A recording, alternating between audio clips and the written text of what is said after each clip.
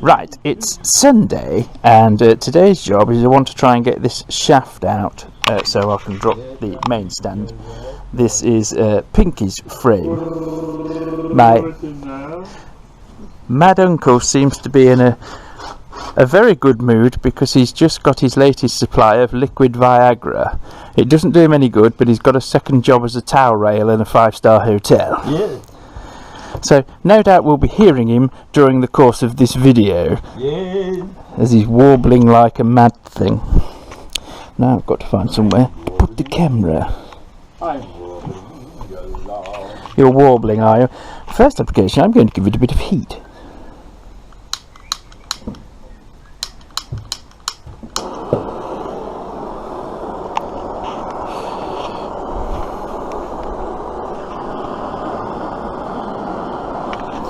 All it is, it's just corroded in slightly. It's held on this side with a split pin, and that's it. Literally a split pin and a washer, and then it should fall out.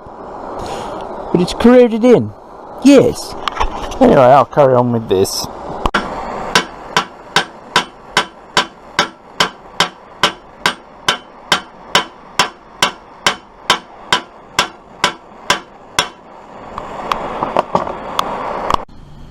So basically we're just giving it repeated cycles of heating it up and whizzing WD-40 down it, and that obviously makes the metal expand, and then it shocks it back again and it can break the rust.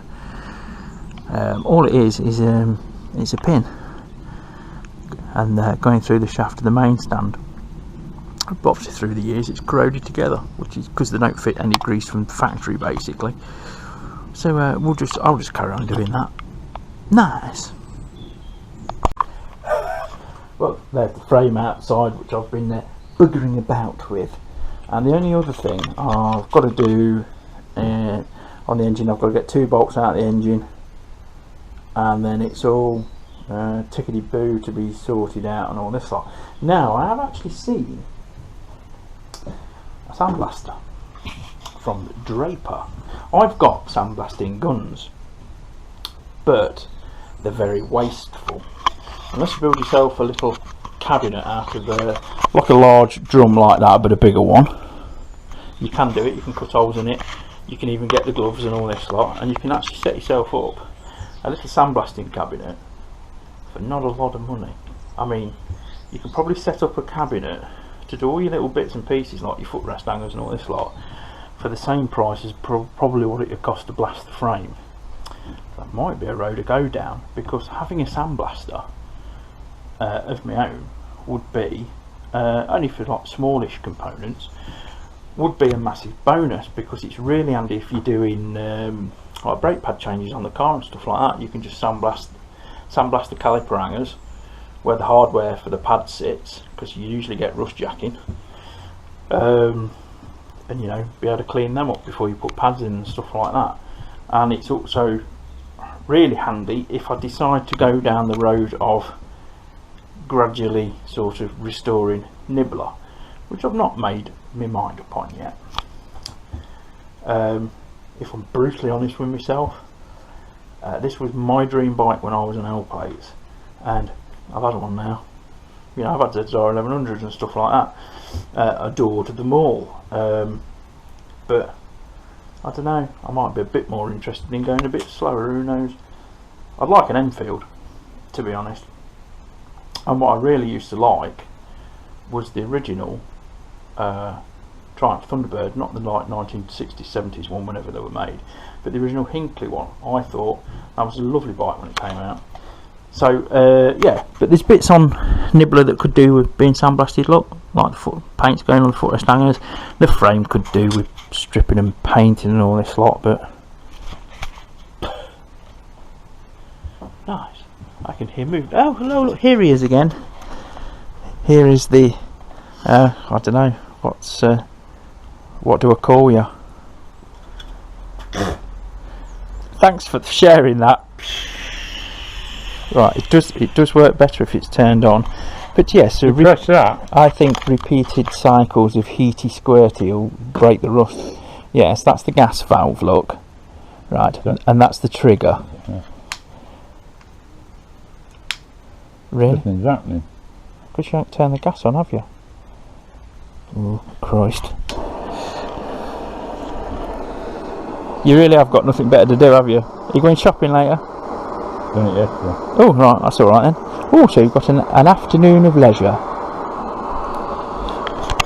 Well, I'm sure this is thrilling for you lot. I'm going to see if the bike will start. Yes, it's allowed to live unless it gets anywhere near me. Oh yeah, look at it. Is it a wobby? Yeah. He's looking for somewhere to live, isn't he? He ain't living in my shed, I know that much, little bastard.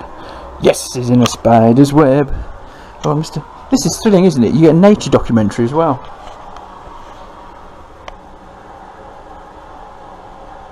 Having a wash. Yes. So I haven't started Nibbler since the last time he started, which we filmed. I'm just curious as to whether he'll fire straight up again.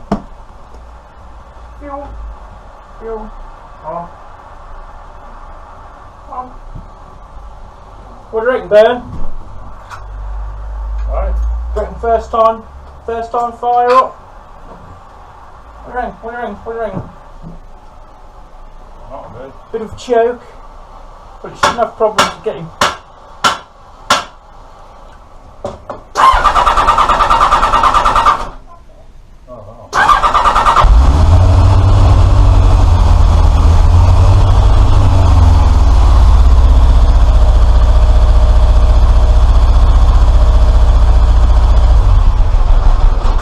Good enough for me.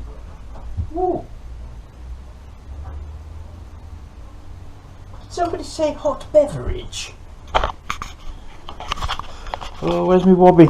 Where's me? I don't like wasps, useless bastards. Actually, wasps are not useless bastards because they pollinate as much as bees, and they also eat a lot of parasites. So, here, leaving be. I'll bring out the Buddhist in me, basically. Dirty. Yes, well, I'm going to put the frame back in now and go and do something else in the warm, basically. The engine bolts were the same. They'd seized in, and through a couple of days of just heating and soaking it with penetrating fluid, I got them all out. So, yes, that'll be enough on that today.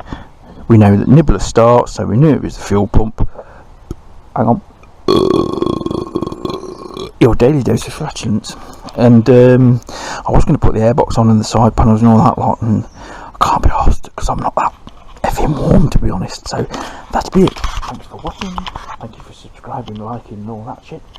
And we'll see you on the next one. Sorry it wasn't amazingly detailed and interesting content, but yeah, it's just where I'm at the minute. Ta-da!